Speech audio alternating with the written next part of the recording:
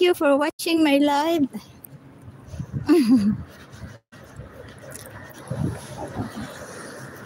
Thank you, Nelia, and to others. Thank you.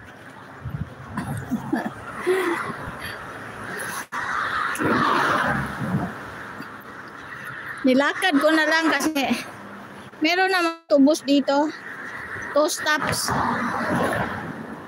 Ay, nako. Katulad nito. Ayan. Ikot sila na. Oh. Daan muna ako bago sila mag-ikot. Bago sila mag-turn right.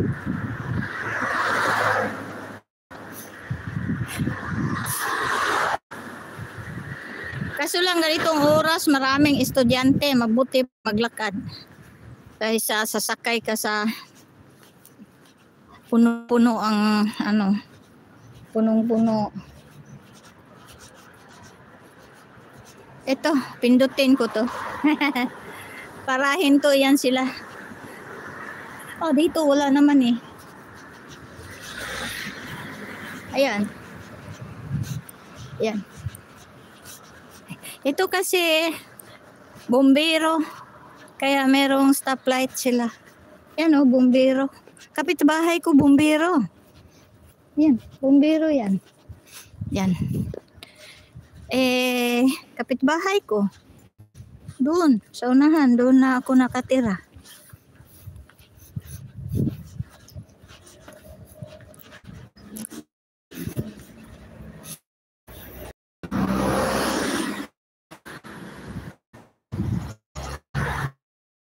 Hello, guys, parking up. Dan ate. At kaduhan ako nag-live, padong nag-live, pauli live. Pagdating ng bahay mag-live. Sabi mo, bumbero, kapitbahay ko. Yan. Kapitbahay ko na bumbero. Noong araw, nung bago pa lang ako dito, hindi ako makatulog. Kasi lagi silang tinatawag. Ang ingay ng ano nila, sirena. Ano bang tawag, sirena? Kasi pag may tawag, ano sila, dadaan kahit red ang stoplight. Doon sa stoplight, malapit sa bahay ko. Kaya ngaw-ngaw sila ng ngaw-ngaw.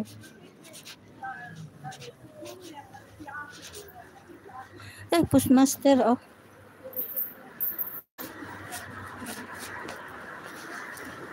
Postmaster.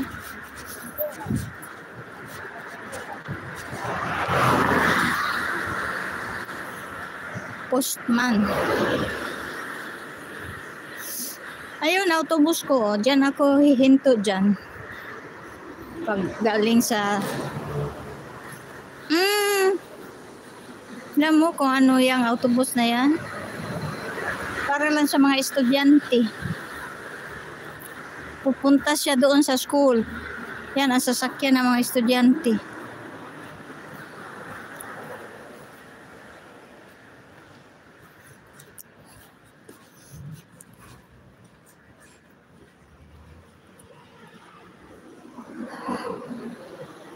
Lapit ko na Dais Parque. 2 minutes na lang. In ko bago dumating ako ng bahay.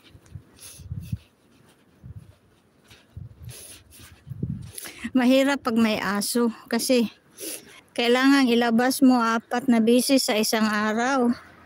Kahit umuulan, kahit may snow, kahit anong mangyari, kailangan dalhin mo sa labas. Yan, oh. Iba ang aso. Ayun, may isang autobus din doon, oh. Yun, ano yan, service ng mga estudyante. Ganitong oras.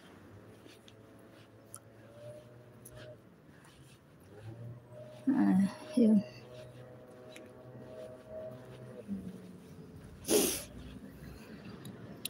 Yun, oh.